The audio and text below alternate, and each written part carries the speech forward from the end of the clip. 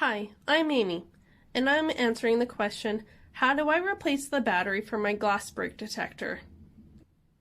First, we'll need to take the cover off here. As you can see, there are a few divots. If we push down on this lever, it'll release the cover, like that. Now that we have access to the battery, we can now go ahead and remove the battery.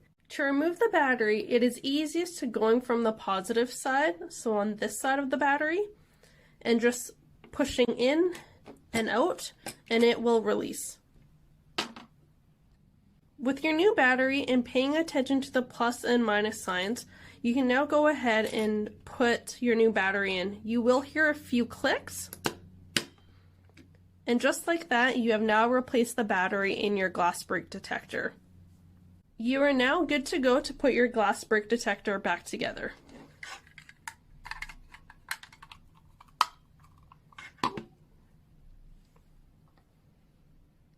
Thank you for watching us at TELUS.